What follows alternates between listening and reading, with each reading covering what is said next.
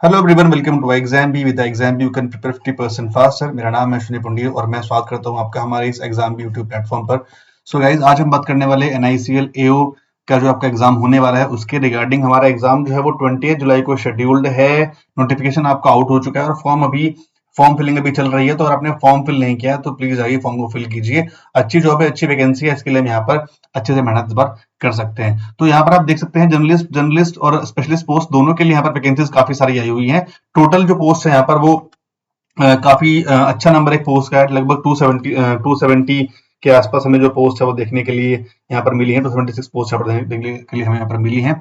तो अब हमारा एग्जाम जो है वो बहुत पास आ गया है और इस एग्जाम के रिगार्डिंग हमें क्या करना है। 25 दिन का टाइम हमारे पास बचा हुआ है, तो कैसे हम टाइम को मैनेज कर सकते हैं कि कितना पार्ट हमें कितना पार्ट टाइम में कितने सब्जेक्ट को देना चाहिए, कितने टॉपिक्स हमें पढ़ना चाहिए, ये इस बारे में वीडियो होने वाला है। तो देखिएगा, वीडियो को देखने से आपको हेल्प जरूर मिलेगी। और अगर आपको एनआईसीएल एओ की रिगार्डिंग कोई कोर्स की रिक्वायरमेंट है तो वहां पर आपको मिल जाएगा। इसमें आपको live classes, practice test, study material, quiz video और इंटरव्यू गाइडेंस सभी यहाँ पर आपको मिलने वाली है। ठीक है, यहाँ पर आप देखिए हमारे पास क्यूआरई, ठीक है, ये 3 सब्जेक्ट हमारे पास ऐसे हैं जो हमारे प्रीलिम्स वाले एग्जाम में आने वाले हैं। ठीक है, और तीनों का ही जो वेटेज है वो ऑलमोस्ट सेम है। ठीक है, 35, 35 और 30 इस तरह से हमें वेटेज देखने के लिए मिला है। अब समस्या क्या है कि हम यहाँ पर किसी भी एक पार्ट को स्किप नहीं कर सकते। हमें तीनों ही पढ़ने हैं, हमें तीनों में ही अच्छा स्कोर करना है और तीनों में ही हमें अपनी एक्यूरेसी भी अच्छी रखनी है। तभी जाकर हम 80 प्लस मार्क्स लेकर आएंगे, क्योंकि हमें हमारा टारगेट जो है वो 80 प्लस मार्क्स का टारगेट हमारे पास वह होना चाहिए।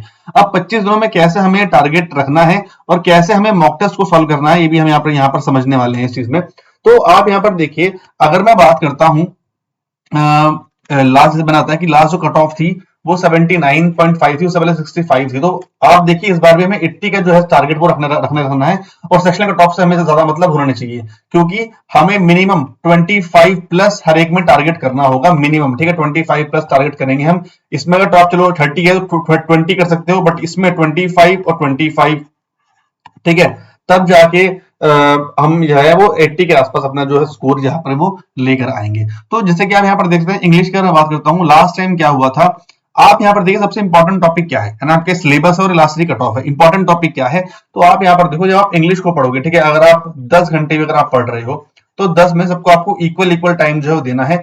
इंग्लिश को आप थोड़ा टाइम कम दे सकते हो, क्योंकि जो उसका मेन पार्ट है, उसका रीडिंग कॉम्प्रिहेंशन वाला पार्ट है, वो 10 मार्क्स को स्कोर करता है। तो अगर आप दिन के 2 पैसेज भी पढ़ते हो, इसमें आपको मुश्किल से 1 घंटा लगेगा आपको, है ना, मैक्स टू मैक्स 1 घंटा लगेगा आपको 2 पैसेज जहां पे सॉल्व करने में। 1 घंटा या फिर उससे भी कम। और उसके बाद जो हमारा जो ग्रामर वाला पार्ट है उसको आप टाइम दीजिए, है ना, उसको आप कम से कम 1 से 1.5 घंटा आप यहाँ पर दीजिए और 1 घंटा आप यहाँ पर इसको जो है आप वो दे सकते हैं।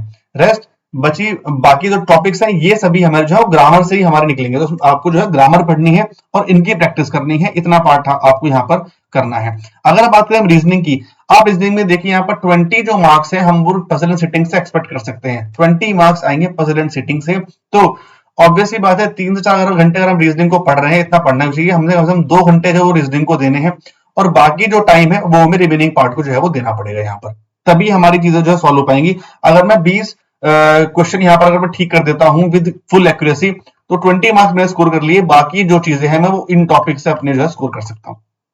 ठीक है, तो आउट ऑफ 4 इतना टाइम हमें यहाँ पर इसको जो है वो देना ही देना है 2 घंटे में से। ठीक है, और फिर बचता है हमारा क्वांट्स वाला पार्ट। क्वांट्स में अगर आप देखें तो डीआई बहुत इंपॉर्टेंट रोल प्ले करने वाली है। आप देखिए यहाँ पर लगभग 13, एक बार को चलो जो हमारा डीआई वाला पार्ट है, आप यहाँ पर देखिए ना, एक तो डीआई है ना, लगभग आधा पार्ट आपके यहाँ पर रखने वाली है और उसके बाद अप्रोक्सीमेशन, सिंप्लीफिकेशन और क्वाड्रेटिक, ये वाला पार्ट जो है ये आपका जाएगा लगभग 10 मार्क्स का। तो इसको आप दीजिए 2 घंटे, इसको आप दीजिए 1 घंटा और उसको आप दीजिए 1 घंटा।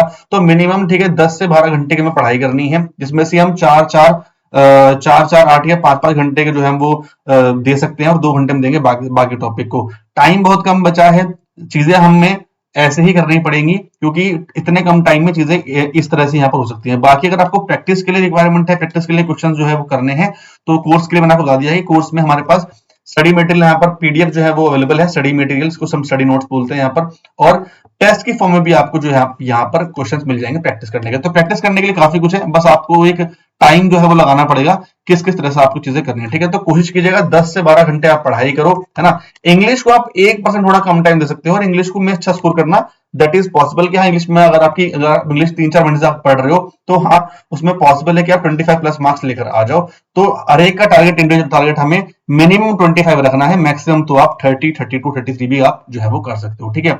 क्लर्क लेवल का आपका एग्जाम आएगा, तो उसको देखकर आप सारी चीजें यहाँ पर कर सकते हैं, ठीक है। बाकी अगर कोई भी क्वेरी है आपकी, तो आप मैसेज में बता दीजिएगा। और जब मॉक टेस्ट के बारे में हम जो है वो नेक्स्ट वीडियो में बात करेंगे कि मॉक टेस्ट को आपको किस तरह से यहाँ पर अटेम्प्ट करना है, ठीक। कोई क्वेरी हो तो आप कमेंट करिएगा। बाकी मिलते हैं फिर नेक्स्ट वीडियो में। Thank you so much guys. Course का लिंक नीचे गिवन होगा। Thank you.